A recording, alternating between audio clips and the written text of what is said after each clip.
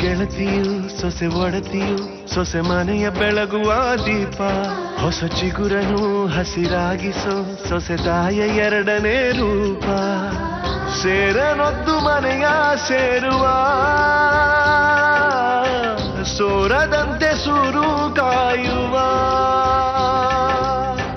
ಬಂಧಗಳಿಗೆ ಬಣ್ಣ ತೀಡುವ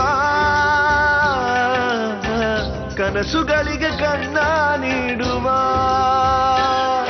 ಸೊಸೆ ಸೊಸೆ ಸೊಸೆ ಸೊಸೆ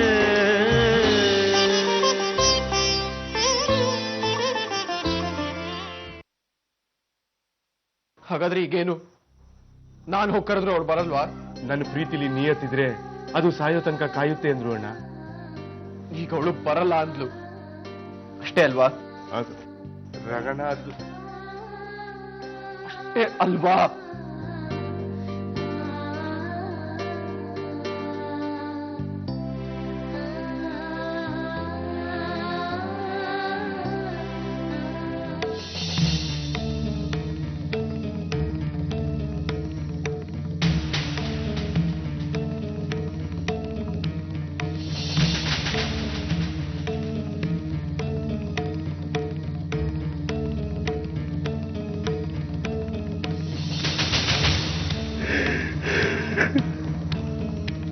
ಕೀರ್ತವ್ವ, ಯಾಕೆ ಎಲ್ಲ ಕಷ್ಟಗಳು ನಿಮಗೆ ಬರ್ತದೆ?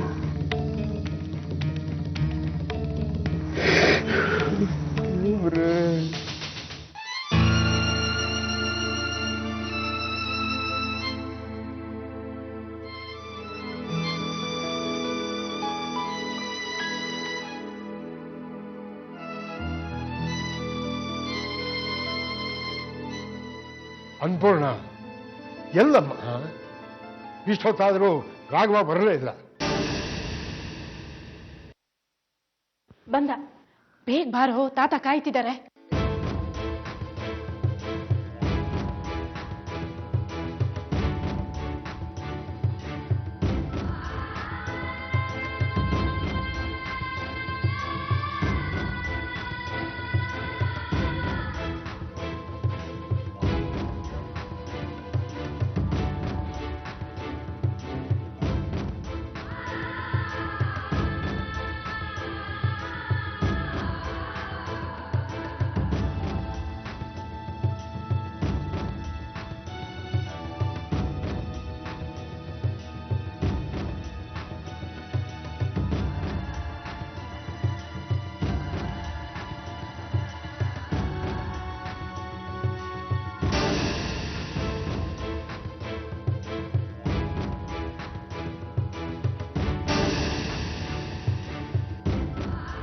ಇದು ಎಲ್ಲರ ಮುಂದೆ ಆಡೋ ಮಾತಲ್ಲ.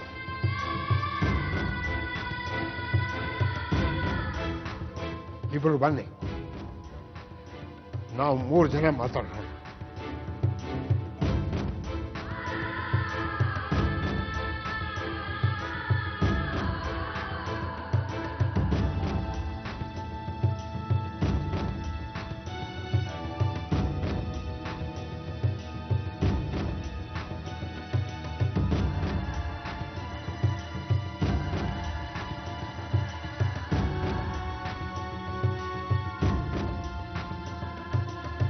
ವಿಷಯ ಏನು ಅಂತ ನಿಮ್ಮಿಬ್ಬರಿಗೂ ತಿಳಿಸಿ ಹೇಳಬೇಕಾಗಿದೆ.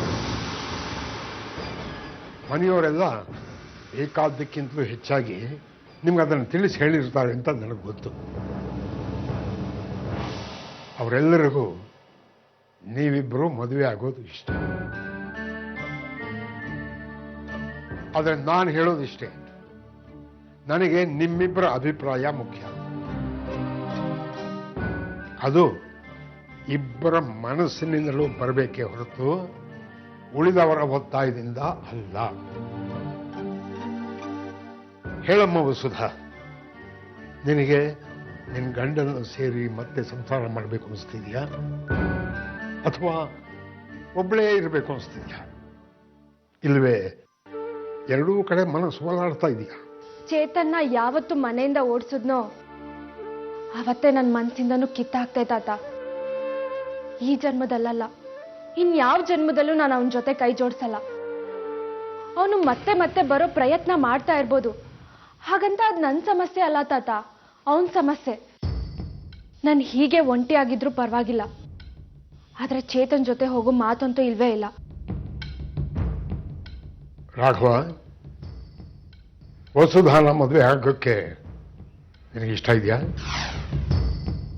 ಇಷ್ಟಕ್ಕೂ ಇದನ್ನೆಲ್ಲ ಬಂದು ಕೇಳಕ್ಕೆ ನಿಮಗೆ ಯಾವ ಅಟ್ಯಾಚ್ಮೆಂಟ್ ಇದೆ? ಇದು ನನ್ನ ಜೀವನ, ಇದನ್ನ ಕಂಟ್ರೋಲ್ ಮಾಡಕ್ಕೆ ನಿಮ್ಗೆ ಯಾವ ಹಕ್ಕಿದೆ ಮಿಸ್ಟರ್ ರಾಘವ್? ನಾನು ಯಾವುದೇ ಕಾರಣಕ್ಕೂ ನಿಮ್ ಜೊತೆ ಬರ್ತಿಲ್ಲ, ಬರೋದು ಇಲ್ಲ. ಆಮೇಲೆ ಈ ಮಗು ಇದೆಯಲ್ಲ, ಇದು ನಂದು. ರಾಘವ, ನಿನ್ನನ್ನೇ ಕೇಳ್ತಾ ಇರೋದು. ವಸುಧಾನ ಮದುವೆ ಆಗೋದಕ್ಕೆ ನಿನಗೆ ಇಷ್ಟ ಇದೆಯಾ? ನಾನು ಹೊಸದನ್ನ ಮದುವೆ ಆಗ್ತೀನಿ ತಾತ. ಇದು ನನ್ನ ಮನಸ್ನಾಳದಿಂದ ಬಂದಿರೋ ನಿರ್ಧಾರ. ದಯವಿಟ್ಟು ಬೇರೆ ಪ್ರಶ್ನೆ ಮಾಡಬೇಡಿ.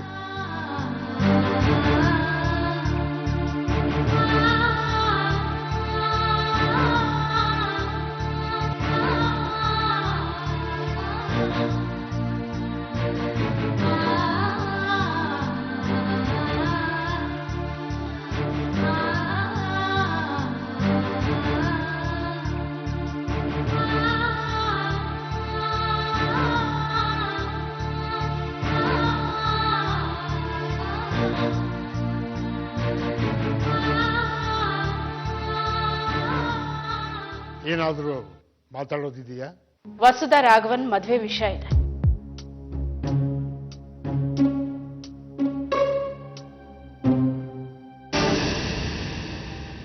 ಅನ್ಪೂರ್ಣ, ಅದರ ಬಗ್ಗೆ ಮಾತಾಡಾಗಿದೆಯಲ್ಲ? ಹೌದು ಮಾವ, ಅವರಿಬ್ಬರ ಹತ್ರ ನೀವೇ ಮಾತಾಡಿದ್ದೀರಾ ನಿಜ. ಇಬ್ರು ಮದ್ವೆಗೆ ಒಪ್ಕೊಂಡಿರೋದು ನಿಜ. ಆದ್ರೆ ಒಪ್ಕೊಂಡ ನಂತರದ ವಿಷಯಗಳನ್ನ ನಾವುಗಳು ತಾನೇ ಮಾತಾಡ್ಕೋಬೇಕು. ಅದಕ್ಕೇನು ಅಷ್ಟು ಅರ್ಜೆಂಟ್ ಇಲ್ಲ ಬಿಡಿ. ಅದಕ್ಕೆ ಹಾಗಂತ ನಾವು ಸುಮ್ಮನೆ ಕೂತ್ಕೊಳ್ಳೋಕ್ ಆಗೋಲ್ಲ ವಿವೇಕ್. ನಿರ್ಧಾರ ಮತ್ತೆ ನಿರ್ಧಾರನ ಕಾರ್ಯರೂಪಕ್ಕೆ ತರೋದ್ರ ಮಧ್ಯೆ ಎಷ್ಟು ಕಡಿಮೆ ಅಂತರ ಇರುತ್ತೋ ಅಷ್ಟು ಒಳ್ಳೇದು. ಇಲ್ಲಾಂದ್ರೆ ನಿರ್ಧಾರನೇ ಬದಲಾಗೋ ಚಾನ್ಸಸ್ ಇರುತ್ತೆ. ಈ ಹುಚ್ಚಾಟಿಗಳಿಗೆಲ್ಲ ಒಂದು ಕಡಿವಾಣ ಹಾಕ್ಬೇಕು ಅಂದ್ರೆ ಅದಕ್ಕಿರೋ ದಾರಿ ಒಂದೇ, ಮದುವೆ. ಒಂದು ನಿಮಿಷ, ಎಲ್ಲರೂ ಮದುವೆ ಬಗ್ಗೆ ಮಾತಾಡ್ತಿದ್ದೀರಾ, ಒಳ್ಳೇದು. ಆದ್ರೆ ರಾಘವ ವಸುಧಾ ಮದುವೆ ಆಗಬೇಕು ಅಂದ್ರೆ ಅವರು ಮೊದಲಿನ ಸಂಬಂಧಗಳನ್ನ ಕಳಿಸ್ಕೋಬೇಕು ತಾನೆ.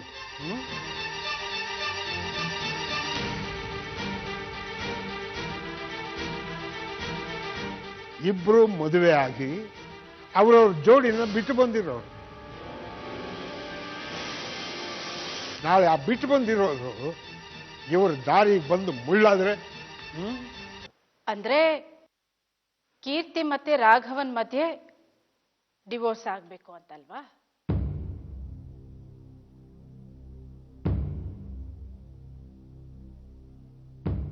ಹಾ, ಮುಂದಿನ ಹೆಜ್ಜೆ ಇಡೋ ಮಾತು ಬಂದಾಗ ಹಿಂದಿನ ಹೆಜ್ಜೆನ ಮೊದಲು ಎತ್ತಬೇಕು ತಾನೆ. ಆದ್ರೆ ಈ ವಿಷಯದಲ್ಲಿ ನನ್ನ ಮಗಳು ತುಂಬಾ ಕ್ಲಿಯರ್ ಆಗಿದ್ದಾಳೆ ಮಾವ. ಡಿವೋರ್ಸ್ ಆಗೋ ತನಕ ಮುಂದಿನ ಮಾತು ಆಡೋದು ಬೇಕಾಗಿಲ್ಲ. ಆಡೋದು ಏನಿದ್ರು ಅವರ ವಿಚ್ಛೇದನದ ನಂತರ ಆಡೋಣ.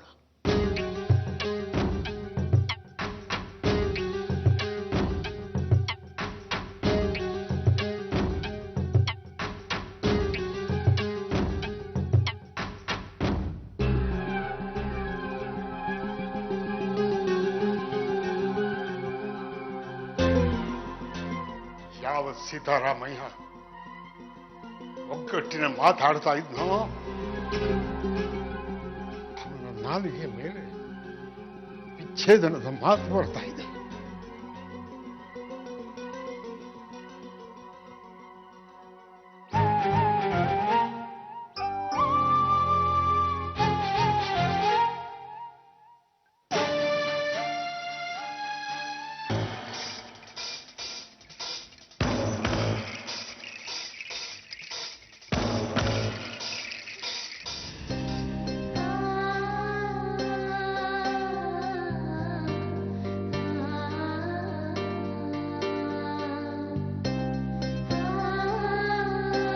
ಬಾ ಮಾರುತಿ.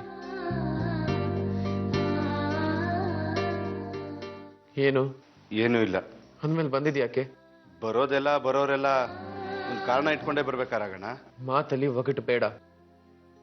ಇಂಥ ಮಾತುಗಳಿಗೆ ಉತ್ತರ ಕೊಡೋದಕ್ಕಿಂತಲೂ ಅದನ್ನ ಅರ್ಥ ಮಾಡ್ಕೊಳ್ಳೋದ್ರೆಲ್ಲ ಜೀವನ ಹಾಳಾಗೋಗುತ್ತೆ. ಹಾಳಾಗಿರೋ ಜೀವನನ ಸರಿ ಮಾಡ್ಕೋಬೇಕು ರಾಗಣ. ಅದ್ ಬಿಟ್ಟು ಇನ್ನಷ್ಟು ಮತ್ತಷ್ಟು ಕೆಡ್ಸ್ಕೊಂಡು ಕೂತ್ರೆ ಅದ್ರಲ್ಲೇನಾದ್ರೂ ಅರ್ಥ ಇದೆ ಹೇಳಿ? ಬಂದಿರೋ ವಿಷಯನ ಮಾತಾಡ್ಕೊಂಡು ಹೋಗ್ತಾ ಇರು ಮಾರುತಿ. ಸುಮ್ಮನೆ ತಲೆ ತಿನ್ಬೇಡ. ತಲೆ ತಿನ್ನೋ ಮನುಷ್ಯನ್ಗೂ ಒಂದು ಹೃದಯ ಅಂತ ಇರುತ್ತೆ. ಹೃದಯದ ಮಾತನ್ನು ಕೇಳೋದನ್ನ ಮರ್ತವ್ರಿಗೆ ಎಲ್ಲ ಮಾತುಗಳು ತಲೆ ತಿನ್ನೋ ಮಾತೇ ಆಗಿರುತ್ತಣ್ಣ. ಹೀಗೆ ಮಾತಾಡ್ತಾ ಹೋದ್ರೆ ನನಗ್ ಸಿಟ್ಟು ಬರುತ್ತೆ. ಅದೇ ಸಿಟ್ಟಿಂದ ತಾನೇ ನೀವು ಮಾಡಬಾರ್ದು ಕೆಲಸ ಮಾಡಿರೋದು. ನಾನೇನು ಮಾಡ್ದೆ? ವಸುದಮ್ಮನ್ನ ಮದುವೆ ಆಗ್ತೀನಿ ಅಂತ ಅಪ್ಪಾಜಿಗೆ ಮಾತು ಕೊಟ್ಟು ಬಂದಿದ್ದೀರಾ? ಈ ಮಾತು ಇಡೀ ಮನೆಯವ್ರಿಗೆ ಗೊತ್ತಾಗಿ ಎಲ್ಲರೂ ಸಂತೋಷದಿಂದ ಇದ್ದಾರೆ. ಅದೇ ತಾನೇ ಈ ಮನೆಗೆ ಬೇಕಾಗಿರೋದು. ಇರ್ಲಿ ಬಿಡು. ನಿಮ್ಮ ಮನ್ಸಿಗೆ ಬೇಕಾಗಿರೋದು ಅದೇನಾ ರಗಣ? ಎಲ್ಲರೂ ನಗ್ನಗ್ತಾ ಖುಷಿಯಾಗಿದ್ದಾರೆ. ಆದ್ರೆ ನಾನು ನಿಮ್ ಜೀವನ ನೆನ್ಸ್ಕೊಂಡು ಅಳ್ತಾ ಇದ್ದೀನಿ. ಈ ಆಳಿನಳುಗೆ ಬೆಲೆನೇ ಇಲ್ವಾ? ಕೀರ್ತಮ್ಮ ನಿಮ್ಮಿಂದ ದೂರ ಇರ್ಬೋದು, ಅಥವಾ ನೀವೇ ಅವ್ರನ್ನ ಮನೆಯಿಂದ ಆಚೆ ಕಳ್ಸಿರ್ಬೋದು. ಆದ್ರೆ ಅವ್ರು ನಿಮ್ಮ ಹೆಂಡತಿ ಅನ್ನೋದನ್ನ ಸುಳ್ಳು ಅನ್ನೋಕ್ಕಾಗುತ್ತಾ ರಗಣ? ಕೀರ್ತಮ್ಮನ ಹೋಟೆಲ್ ಬೆಳಿತಿರೋದು ನಿಮ್ಮ ಮಗು, ಅದನ್ನ ನಿಮ್ದಲ್ಲ ಅಂತ ಹೇಳಕ್ಕಾಗುತ್ತಾ? ಇಂಥ ಟೈಮಲ್ಲಿ ಅವ್ರಿಗೆ ಡೈವರ್ಸ್ ಕೊಟ್ಟು ನೀವು ವಸುದಮ್ಮನ ಮದುವೆ ಆಗೋದು ನ್ಯಾಯನ? ಒಂದು ಪ್ರೀತಿನ, ಆ ಪ್ರೀತಿಗೆ ಹುಟ್ಟಿರೋ ಒಂದು ಸಂಬಂಧನ, ಆ ಸಂಬಂಧಕ್ಕೆ ಜೀವ ತಳಿತಿರೋ ಕೂಸನ್ನ ಅಷ್ಟು ಸುಲಭ ಕಳೆಯೋಕ್ಕಾಗತ್ತಾ? ಹಾಗಾದ್ರೆ ಬೆಳೆಯೋದೆಲ್ಲ ಕಳೆಯೋಕೋ ಅಥವಾ ಉಳಿಯೋಕೋ? ಮಾರುತಿ, ಎಷ್ಟು ಒದ್ದಾಡಿ ತೀರ್ಮಾನಕ್ಕೆ ಬಂದೆ ಅನ್ನೋದು ನಿನಗೆ ಗೊತ್ತಿಲ್ಲ. ಕೀರ್ತಿ ಅಂದ ಮಾತುಗಳು ಎಂಥದಾದ್ರೂ ಆಗಿರ್ಬೋದು, ಆದ್ರೆ ನೀವು ಅವ್ರು ಕೊಟ್ಟ ಶಿಕ್ಷೆಗಿಂತ ಇದು ಕಡಿಮೆನೆ. ಆ ಬೇಜಾರಲ್ಲಿ ನಾನ್ ಮಾತಾಡಕ್ ಹೋದಾಗ, ನೀವು ಸಾರಿ ಕೇಳಕ್ ಹೋದಾಗ ನನಗ್ ಬೇಡ ಅನ್ನೋ ಉತ್ತರ ಅವರಿಂದ ಬಂದಿರ್ಬೋದು. ಅಂದ ಮಾತ್ರಕ್ಕೆ ಬಾಂಧವ್ಯ ಅನ್ನೋದು ಬರಡಾಗ್ಬಿಡುತ್ತಾ ಅನ್ನೋದು ನನ್ನ ಪ್ರಶ್ನೆ. ಅಲ್ಲಣ್ಣ, ಮದುವೆ ಆಗೋಕ್ ಮುಂಚೆ ಹುಡುಗಿರು ಎಷ್ಟೇ ತಿರಸ್ಕಾರ ಮಾಡಿದ್ರು ಇಲ್ಲ ಅವಳು ನನ್ನ ಪಾಲಿಗೆ ಧಕ್ಕೆ ಧಕ್ತಾಳೆ ಅಂತ ಹೋಗ್ತೀರಾ? ಎಷ್ಟೇ ಸೋಲಾದ್ರೂ ನಾಳೆ ಅನ್ನೋದ್ರಲ್ಲಿ ನನ್ ಗೆಲುವಿದೆ ಅನ್ನೋ ವಿಶ್ವಾಸನ ನಿಮಗ್ ನೀವೇ ಹೇಳ್ಕೊತೀರಾ? ಹಾಗಿರುವಾಗ ಕೀರ್ತಮ್ಮನ ವಿಷಯದಲ್ಲಿ ಇನ್ನೊಂದಷ್ಟು ಪ್ರಯತ್ನ ಮಾಡೋದಕ್ಕೆ ನಿಮ್ಗಾಗೋದಿಲ್ವಾ? ದಯವಿಟ್ಟು ಈ ರೀತಿ ಚುಚ್ಚೋ ಮಾತುಗಳನ್ನ ಆಡೋದು ನಿಲ್ಲಿಸ್ತೀಯಾ? ಈ ಮಾತುಗಳು ನಿಮ್ ಮನಸ್ಸು ಚುಚ್ಚುತ್ತಿದೆ ಅಂದ್ಮೇಲೆ ನೀವು ತಪ್ಪು ಮಾಡಿರೋದು ಸತ್ಯ. ಇಷ್ಟು ಸಣ್ಣ ಸತ್ಯಗಳು ನಿಮ್ಗೆ ಅರ್ಥ ಆಗಲ್ವಾ ರಗಣ? ಇಲ್ದೇ ಇರೋ ಸಲಹೆನ ಕೊಡಕ್ ಬರ್ಬೇಡ ಮಾರುತಿ. ಇರೋ ದಾರಿ ಬಿಟ್ಟು ಬೇರೆ ಕಡೆ ಹೋಗೋರ್ಗೆ ಈ ಸಲಹೆ ಬಿಟ್ಟು ಇನ್ಯಾವ ಸಲಹೆ ಕೊಡಕ್ ಸಾಧ್ಯ ರಗಣ? ಹೋಳಾಗಿರೋ ತಲೆಗೆ ನಿನ್ನ ತರಲೆ ಮಾತುಗಳು ಬೇಕಾಗಿಲ್ಲ. ಹೆಸರು ಮಾರುತಿ ಅಂದ ಮಾತ್ರಕ್ಕೆ ಮಾಡೋದೆಲ್ಲ ತರಲೆ, ಹೇಳೋದೆಲ್ಲ ಅಸಂಬದ್ಧ ಅಂತ ತಿಳ್ಕೊಬೇಡಿ ರಗಣ. ಇದೇ ಮಾರುತಿನೇ ಸೀತಮ್ಮನ್ನ ಶ್ರೀರಾಮನ್ನ ಒಂದು ಮಾಡಿದ್ದು.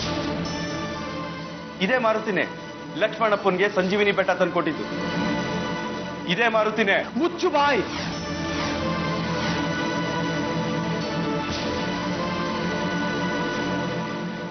ಇದು ನನ್ನ ಜೀವನ. ಅದು ಹೇಗಿರ್ಬೇಕು, ಹೇಗೆ ಹೋಗ್ಬೇಕು ಅನ್ನೋದನ್ನ ಡಿಸೈಡ್ ಮಾಡೋನು ನಾನು. ಅದಕ್ಕೆ ಈ ಮನೆ ಕೆಲಸದವರೆಲ್ಲ ಸಜೆಷನ್ ಕೊಡೋ ಅಗತ್ಯ ಇಲ್ಲ.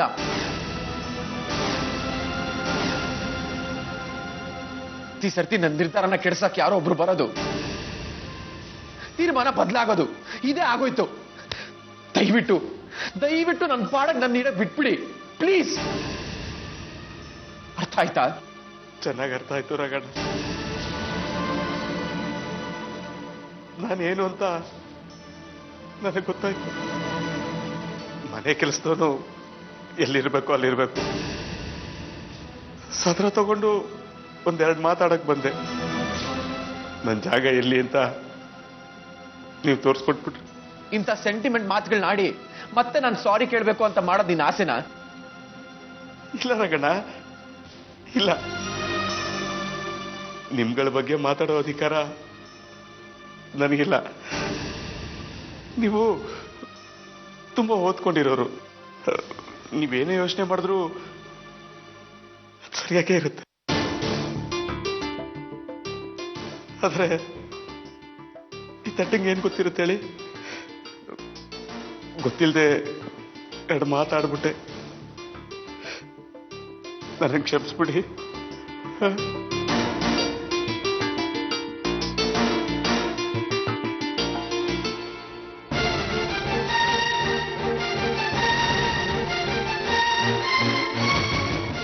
ಆದ್ರೆ ರಾಜಣ್ಣ, ಹೋಗಕ್ ಮುಂಚೆ ಒಂದು ಮಾತು. ಓದ್ದವರು ತಲೆಯಿಂದ ಯೋಚನೆ ಮಾಡ್ತಾರೆ, ನಮ್ಮಂತ ದಡ್ರು ಹೃದಯದಿಂದ ಯೋಚನೆ ಮಾಡ್ತೀವಿ. ಯಾರೇನೋ ಅನ್ಕೋತಾರೆ ಅನ್ನೋದಕ್ಕಿಂತ ನಾವೇನ್ ಅನ್ಕೋತೀವಿ ಅನ್ನೋದು ಮುಖ್ಯ. ಅದೇ ಜೀವನ.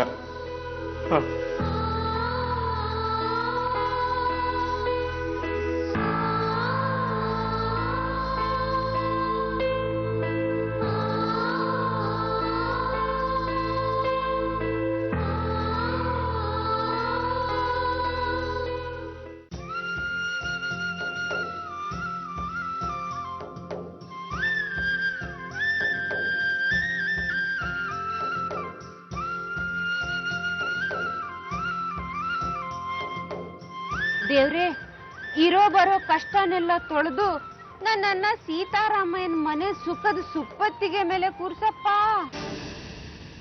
ಅಂತ ತಾನೇ ಬೇಡ್ಕೊತಿದ್ಯಾ?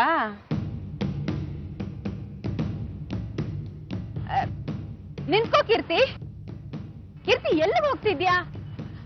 ಆಡೋ ಮಾತನ್ನ ಕೇಳಿಸ್ಕೊಂಡು ಹೋಗು. ಕೇಳಿಸ್ಕೊಂಡ್ಮೇಲೆ ಹಾರ್ಟ್ ಅಟ್ಯಾಕ್ ಆಗಿ ಸತ್ತೋಗ್ತ್ಯಾ. ನಾನೇ ನಿನ್ ಮುಂದೆ ಸುಮ್ನೆ ನಾಲ್ಗೆ ನೋಯಿಸ್ಕೊಳ್ಳೋದಕ್ ಬರ್ತೀನಾ? ಪ್ರತಿ ಸರ್ತಿ ಬಂದಾಗ್ಲೂ ನಿನ್ ಸೋಲ್ನ ಹೇಳೋಗೋದಕ್ ಬಂದಿರ್ತೀನಿ. ಕೀರ್ತಿ, ಈ ಸರ್ತಿ ನಿನ್ ಪ್ರೀತಿ ಕಿತ್ಕೊಂಡು ಪರ್ಮನೆಂಟ್ ಆಗಿ ಹೋಗಿದೆ ಅನ್ನೋ ಬ್ರೇಕಿಂಗ್ ನ್ಯೂಸ್ ನ ತಂದಿದ್ದೀನಿ. ಗೋರಿಲಿರೋ ಶಾರದಾ, ಗುಡಿಲಿರೋ ದೇವ್ರು ಇಬ್ರು ನಿನ್ ಪರವಾಗಿಲ್ಲ. ಪರವಾಗಿಲ್ಲ ಅನ್ಕೊಳ್ಳೋ ಪರಿಸ್ಥಿತಿಲೂ ನೀನಿಲ್ಲ. ಪಾಪ, ನಿನ್ನ ನೋಡ್ತಿದ್ರೆ ನನಗ್ ಬೇಜಾರಾಗ್ತಿದೆ ಕೀರ್ತಿ. ನಿನಗ್ ಹುಟ್ಟೋ ಮಗುಗೆ ತಂದೆ ಪ್ರೀತಿ ಸಿಗಲ್ವಲ್ಲ ಅಂತ ನನ್ ಕರುಳು ಹಿಂಡ್ತಿದೆ. ಅಂಜಲಿ, ನೀನು ನನಗೇನ್ ಬೇಕಾದ್ರೂ ಶಾಪ ಹಾಕು, ಅದು ನಿನ್ನ ಅಭ್ಯಾಸ ಅನ್ಕೊಂಡು ಸುಮ್ಮನಾಗ್ಬಿಡ್ತೀನಿ. ಆದ್ರೆ ಇನ್ನೂ ಕಣ್ಣು ಬಿಡ್ದಿರೋ ನನ್ ಕೂಸಿಗೆ ಏನಾದ್ರೂ ಶಾಪ ಹಾಕಿದ್ರೆ ಇಲ್ಲೇ ನಿನ್ ನಾಲ್ಗೆ ಸೀಳ್ಬಿಡ್ತೀನಿ. ಗುಡ್. ಹುಟ್ಟೋ ಮಗು ಮೇಲೆ ಸಿಕ್ಕಾಪಟ್ಟೆ ಫೀಲಿಂಗ್ ಇದೆ. ಇರ್ಬೇಕಾದ್ರೆ ಬಿಡು, ಯಾಕೆಂದ್ರೆ ಅದು ರಾಘವನ್ ಮುಂದುವರೆದ ಭಾಗ. ಆದ್ರೆ ರಾಘವ ನಿನ್ನಿಂದ ಹಿಂದೆ ಹೋಗ್ತಿದ್ದಾನಲ್ಲಮ್ಮ. ಏನಂದ್ರೆ ನೀನ್ ಏನೇನೆಲ್ಲ ಅನ್ಕೊಂಡಿದ್ಯೋ ಅದೆಲ್ಲ ಉಲ್ಟಾ ಆಗಿದೆ ಅಂದೆ. ಅಂದಾಗೆ ಕೀರ್ತಿ, ಅವತ್ ನೀನು ಹಾಸ್ಟೆಲ್ ಹತ್ರ ನಾನು ಬಂದಾಗ ಏನಂದಿದ್ದೆ? ರಾಘವನ್ ಪ್ರೀತಿ ಮತ್ತೆ ನನ್ನನ್ನ ಕರೆಯತ್ತೆ, ನನ್ನ ಹತ್ರ ಬರುತ್ತೆ. ಆ ಪ್ರೀತಿ ಅವನನ್ನ ಸತಾಯಿಸಿ ಸತಾಯಿಸಿ 7 ಜನ್ಮಕ್ಕೂ ಈ ದೂರ ಸಾಕಪ್ಪ ಅಂತ ಅವನು ನಿನ್ನ ಹತ್ರ ಬಂದಾಗ ನೀನ್ ಅವನ ಹತ್ರ ಹೋಗ್ತೀನಿ ಅಂತಂದಿದ್ದೆ. ಅವನು ಈ ಜನ್ಮದಲ್ಲಿ ನಿನ್ನನ್ನ ಬಿಟ್ಟಾಯ್ತು, ವಸುಧನ ಮದ್ವೆ ಆಗ್ತೀನಿ ಅಂತ ಒಪ್ಪಿಗೆ ಕೊಟ್ಟಾಯ್ತು.